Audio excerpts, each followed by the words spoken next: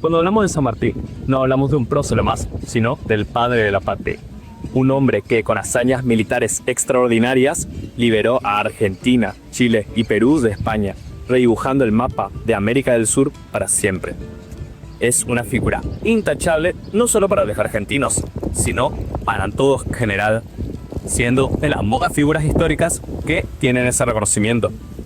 No se presta a la ilusión política. Pero a ver, ya dejando el personaje mitológico de lado, cuando nos metemos en la vida de San Martín nos encontramos con varias interrogantes que no las responde la historia tradicional. Algunos enigmas que tocan la faceta más humana del Libertador, que a más de uno lo van a sorprender. Por eso hoy, para conmemorar los 175 años del paso a la inmortalidad del prócer, cumplidos exactamente hace un mes, vamos a hablar de los orígenes de San Martín.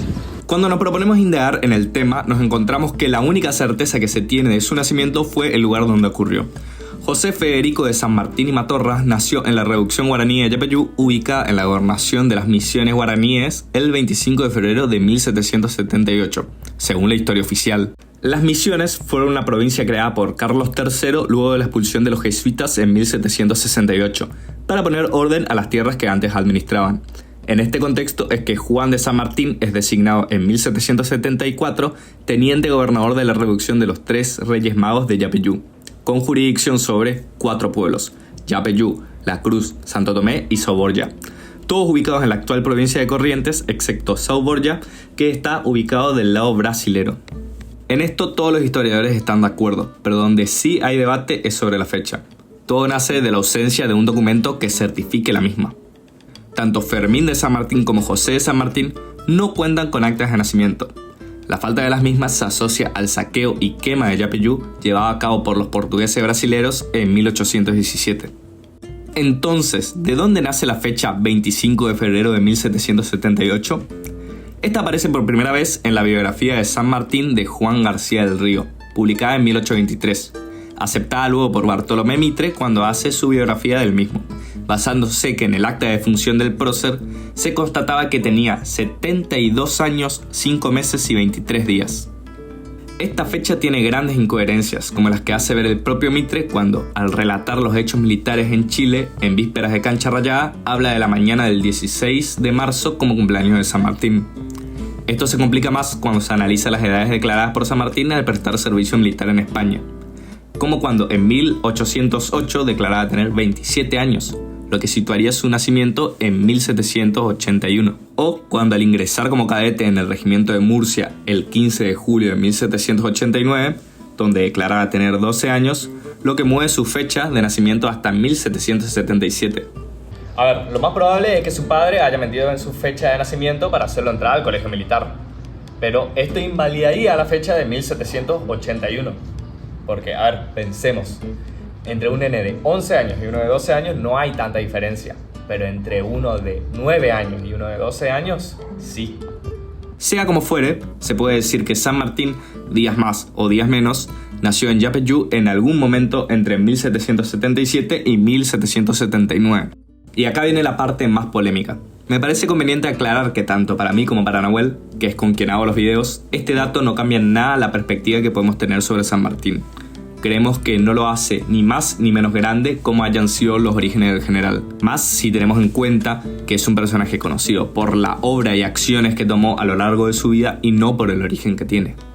Aún así, nos parece interesante abordar este tema tratando de tener el menor sesgo posible con tal de brindarles una buena información acerca de esta polémica. Y sí, se trata de la teoría que indica que José de San Martín es un hijo no reconocido del comandante Diego de Alvear y Ponce de León con la aborigen guaraní Rosa Guarú, siendo en realidad Juan de San Martín y Gregoria Matorras sus padres adoptivos, los cuales lo criaron como propio.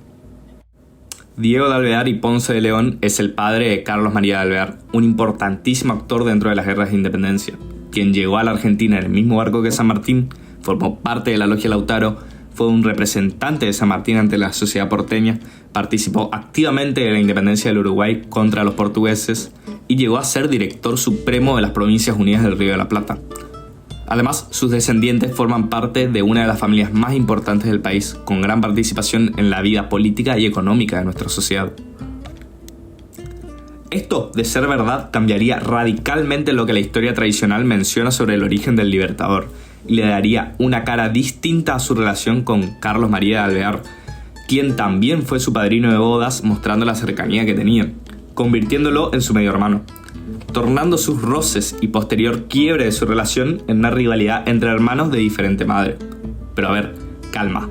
Primero que nada, ¿de dónde sale todo esto? La versión moderna de esta teoría nace con el trabajo del historiador Hugo Chumbita, quien en agosto del 2000 en el segundo Congreso Internacional Sanmartiniano realizado en Buenos Aires presenta El origen de San Martín y el proyecto americano, donde conmociona al mundo académico con su tesis sobre los verdaderos padres del prócer. Ya en el 2001, su libro El secreto de Yapeyú, el origen mestizo de San Martín, es publicado, donde desarrolla a profundidad el polémico tema basándose fundamentalmente en la tradición oral que existe dentro de la familia Alvear y que aún pervive en las misiones jesuitas. Según nos cuenta Chumbita en su estudio, diversas ramificaciones muy distintas de la familia Alvear, sin conexión aparente entre sí, mantenían de generación en generación esta versión de la historia, que los ligaba con el prócer contando la historia con un grado de similitud muy alto. El documento fuerte presentado como prueba para el estudio es un manuscrito realizado por María Joaquina de Alvear, hija de Carlos María de Alvear y nieta de Diego de Alvear y Ponce de León, el supuesto padre de San Martín, siendo esta, según el historiador, una serie de anotaciones, cartas y recortes periodísticos cuidadosamente colocados en un libro de comercio. La idea de Joaquín de Alvear era hacer una cronología de sus antepasados, la cual fechó en 1877, declarando sobre San Martín lo siguiente: hijo natural de mi abuelo, el señor don Diego de Alvear y Ponce de León, habido en una indígena correntina, el general don José de San Martín.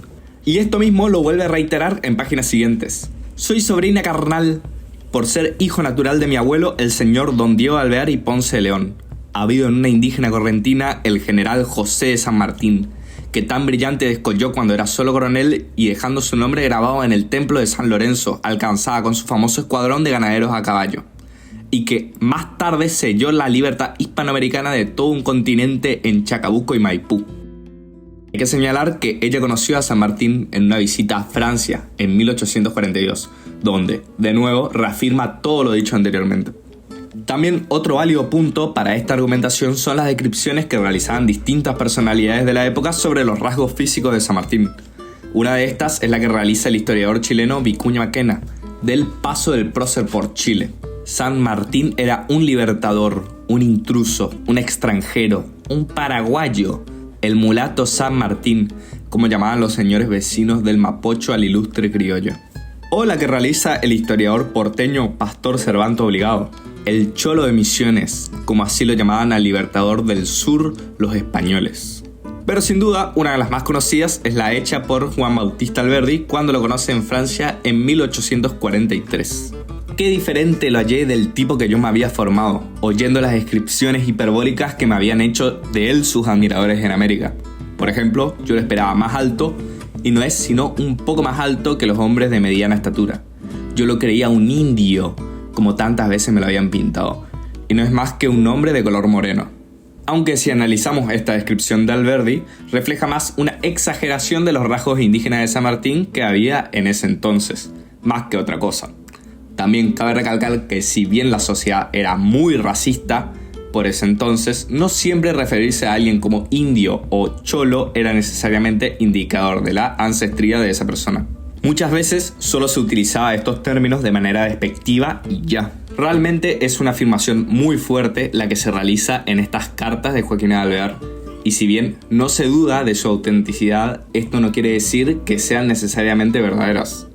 Y como se deben imaginar, esta versión de la historia tiene sus detractores. Como principal contrapunto, mencionan que doña Joaquina padecía de erotomanía, una enfermedad psiquiátrica que hace que las mujeres quieran ser amadas por las grandes personalidades de su tiempo. Culpa de esto, en 1877, en un fallo de la justicia rosarina, se la declaró en estado de demencia calificada por erotomanía habitual e incapaz para administrar sus bienes y demás actos de la vida civil, por lo cual se le designó como su tutor a su propio marido. Esta condición suya nació cuando su marido encontró una carta de María Joaquina dirigida a Sarmiento, en la cual ella se declaraba amorosamente al expresidente. También cabe aclarar que poco tiempo atrás ella había conocido personalmente a Sarmiento. Lo que hoy podemos ver como un intento de infidelidad dentro del matrimonio por Joaquina de Alvear, en ese momento influenciado por el machismo que se vivía en esa época, en el comienzo de un trastorno mental que la inhabilitaba a desempeñarse correctamente en la vida. Igual, si nos ponemos a analizar, este contrapunto no es tan fuerte, ya que ya en ese entonces, este supuesto trastorno se creía que no afectaba a la memoria del que lo padecía. Y más si aún tomamos en cuenta que quienes dieron a conocer esta condición de María Joaquina fueron el mismo Chumbita y Diego Herrera Veas, poseedor actual de la Carta de Joaquina, quienes fueron los autores de la tesis.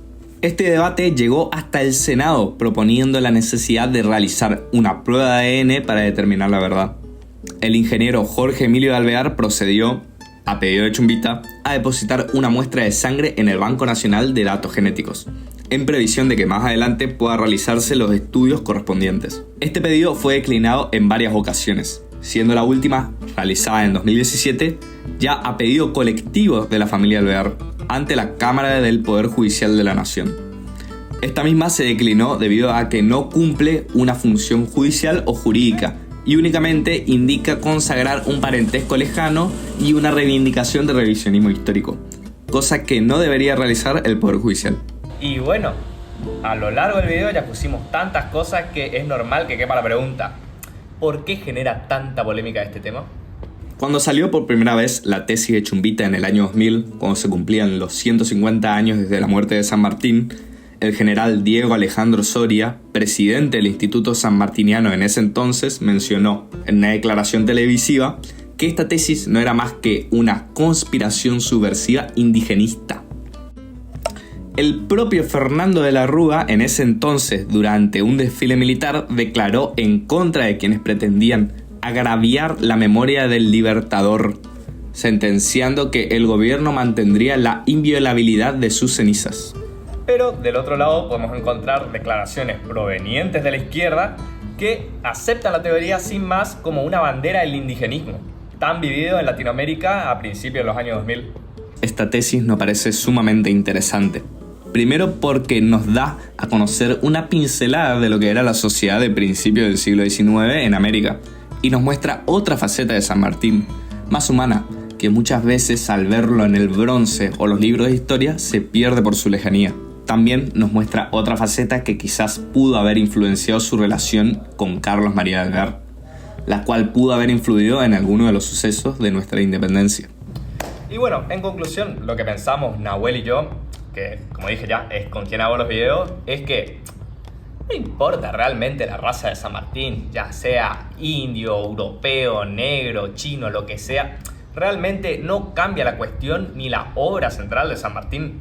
A ver, parémonos un poco a pensar que con esto se desvía bastante el centro de la cuestión de que San Martín vino acá sin saber nada de cómo era su patria, más que un lejano recuerdo que tuvo de Yapeyú cuando era solamente un niño pequeño, y realizó una de las obras patrióticas más grandes que tenemos, si no es la más grande, como es la libertad que nos consagró en las batallas de Maipú y Ayacucho, como los valores que nos deja hoy en día, como el haber sido tan humilde dentro de sus partes de batalla, el haber sido tan consistente siempre con su idea de no derramar sangre americana, tanto así que él llegó a estar afuera de Buenos Aires, anclado en el puerto de Buenos Aires durante las guerras civiles, y no bajó con tal de no involucrarse dentro de las guerras civiles que estaba viviendo nuestro país. A ver, para finalizar, no importa, dejémonos de joder. Muchas gracias por ver el video y coméntenos de qué más les gustaría que hablemos. Muchas gracias.